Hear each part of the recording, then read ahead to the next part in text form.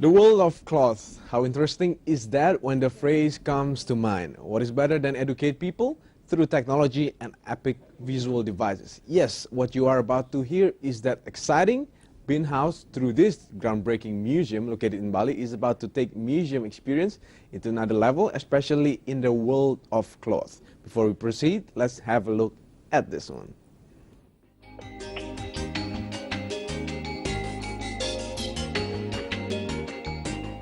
In the late 70s, Indonesia was undergoing growth at such rapid pace, and Indonesia were embracing modernity eagerly towards what new modern technologies were able to do.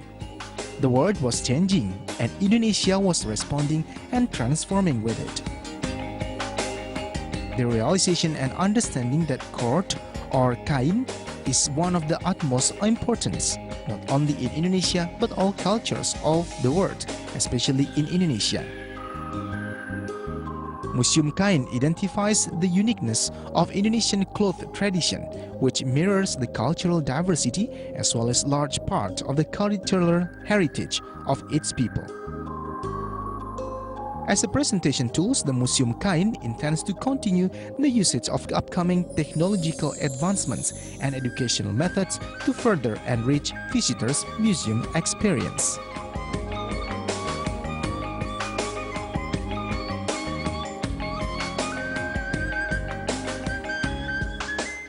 Alright, welcome back, viewers. Our discussion is about Museum Kain or Museum Cloth, and we still have Miss Annissa Gultom, the director of Museum Kain. Okay, Miss Nissa, about the background. So, Bin House through this museum is providing a groundbreaking museum experience into the public. So, what's the background that Bin House one day come to mind, and I'm just going to create the Museum of Clothes? Okay, so first of all, Bin House is an entity that resulted from inspiration from the past. Okay. So what we always say is from the past, for the present, and for the future. So if you go into our exhibit, you will see our antique collection, and you will see how this kind of, you know, we can say wearable art, wearable art, and those are the pieces that inspired what Bin House is now. Okay. So we also have an area that we call Bin House area. We show masterpieces from Bin House that looks really new, but is actually, you know, inspired and assembled from old colors. From old motifs and, you know, new colors, new arrangements. So.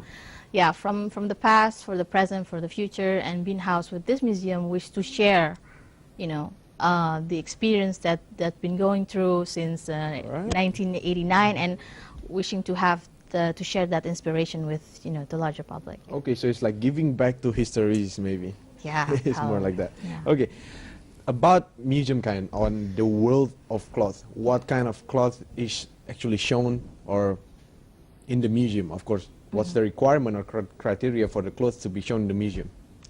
Well, in total we have around 600 collection of cloths, and that include batik, weave, everything from Indonesia. But since we only have a limited space of exhibit, at one time, at one exhibit, we can only show around 62 pieces. 62 pieces. So we will rotate the exhibit. Hopefully for in each 6 to 12 months. So if you come this year and you come again in 6 months or in 12 months, you will see something new. If the theme is not changing, the collection will be rotated. Ah, that's very nice. That's a good program. Then about the museum itself, is it a for-profit or is it a non-profit entity, and why is it set up that way? Well, the museum is a non-profit, but it's established, owned and managed by a commercial entity, which is Bin House. And this is, maybe it's a kind of CSR for, you know, for It's kind of CSR. a kind of CSR for companies. But this is how Bin House way to, you know, to be engaged with the public, and then you know, we have the obligation to share the knowledge that you know, background of our success. Okay, when I read about the museum in the internet, there is also a spot where you provide a game. It's called How to Make a Batik. And why is there a game in the museum, first of all? I just don't get the idea.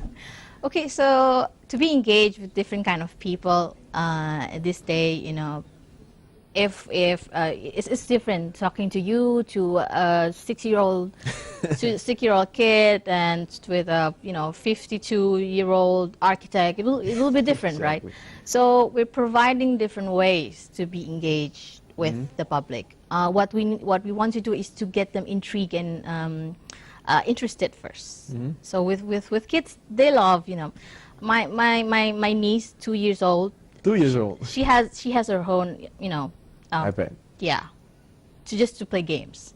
Okay. So, and you know, you cannot really attract kids with, you know, cloth. Just just cloth and nothing. So it's kind of like a gimmick to attract, you know, younger generation. Okay, a gimmick. Audience. Okay, who's the target visitor of Museum of Clothes? Is there mainly local or also the international visitors from overseas? In general, we want to attract everybody. Everybody. But the reason that we choose the location, and it's in Kuta Beach, which is not the cultural attraction of Bali. Okay. It's beach and party. So we wanted to attract a larger audience who, you know, wants to find something different in Kuta, and also you want to really attract the Balinese people. That's why we have, like in the past, Galungan and Kuningan. It's like free entrance for Balinese people, and we have like the marketing tools in Balinese language, you know, because it's really important for us to be engaged with our hosts first. That's right. Yeah. Okay. How's the response from the visitors so far, from both local and the international visitors? So far, they found the museum is different with other museums they visited in Bali and also in Indonesia. I don't want to say it's the best because we're still new, but it's different. It's providing different kind of experience, you know, different kind of atmosphere. You go in and there's the artifact is not in the glass cabinet. Okay, so you can touch it. No, you cannot. But we provided areas where you can touch different kind of fabrics, because if you want to understand about cloth, textile, you cannot just see it and talk about it. You have to touch it. Exactly. Different kind of texture. Okay. So we have a touch and feel area also. Talk about senses. Yes. Okay. What about museum service? I think earlier you mentioned about museum services, which is provided in the entity as well. Yes. Do you mind sharing with the viewers what is actually included in the service? Okay, so this service is actually for other museum in Indonesia. Other museum? Yes, other museum in Indonesia. So other than sharing knowledge about the collection, we also want to share the knowledge and the experience that we had when we established this museum, because this is a different method of exhibiting, of engaging. So we want to share it with other museums in Indonesia, and we, you know, open communication and, you know, whatever we can help, and from, you know, data management, you know, human resource or whatever. Which is one of the clients is Museum Nation of Indonesia, right? Currently, yes. Yes, We'll talk yeah. about it in a later segment of course, Okay. Ms. Nisa. Right, viewers, don't go anywhere. We still have one more segment for discussion. Stay with us.